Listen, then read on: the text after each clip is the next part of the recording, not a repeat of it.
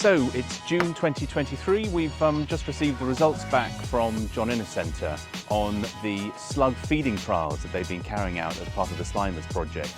So I'm going to go along and have a look at the slimery first of all to see whether we've got any slugs.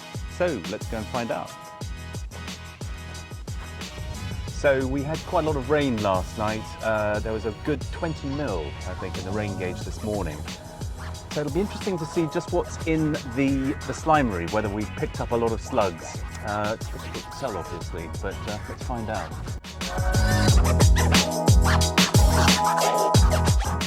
We're here to look at Slimers, which is a new project that we've started at Boffin. That Boffin is leading this project. It's a £2.6 million DEFRA-funded project looking at alternative ways of controlling slugs. So Slimers stands for Strategies Leading to Improved Management and Enhanced Resilience Against Slugs. And we're looking at some really game-changing technologies to bring into slug control for farmers.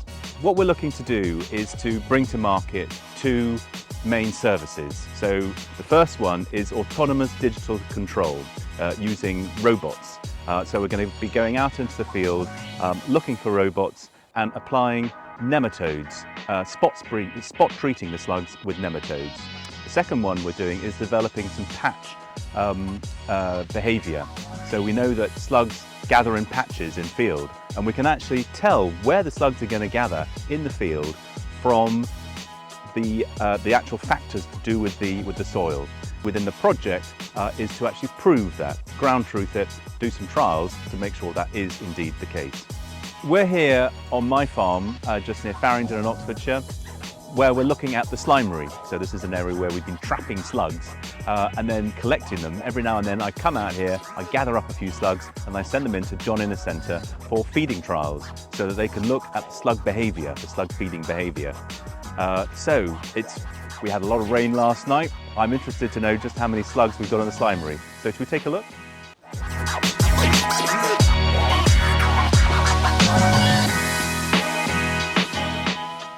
Here's my slimery. It's just an old door that was fly tipped on the farm that we've repurposed for the use. So what we're looking for here is a cool, dark place where slugs will collect. And ideally, we want to put some chicken layers mash down as bait. Sometimes there are loads of slugs, sometimes there aren't any slugs at all.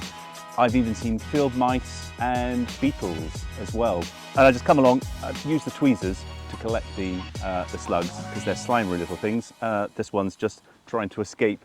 So we'll just get him and pop him back inside, I think. There we go.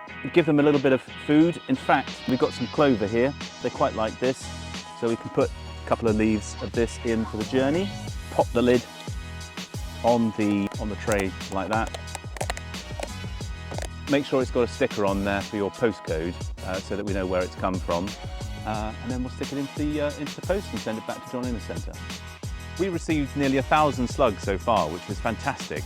And the great news is that they were the right type of slug as well, for the most part. The majority of the slugs that were sent in were the greyfield slugs, which is exactly the right sort of slugs that we're looking at.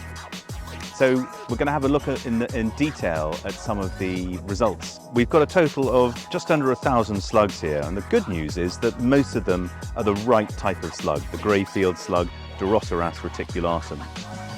And as you can see at the top there, 237 of the correct slugs. That's actually me, and it looks as though I picked up 129 of the wrong slugs. Well done to a chap from Northamptonshire there, 149 slugs. Look at that score from Suffolk there, 75 of the right ones and only one of the wrong slug. Right, so we've taken a look at the slimery. We're now going to go and have a look at the Watkins 788 wheat itself, if you'd like to join us.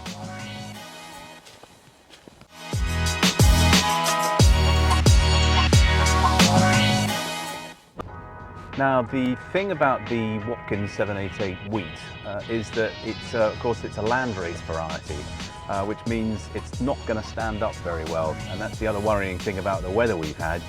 Just how much of the Watkins is still going to be standing? Well, let's find out.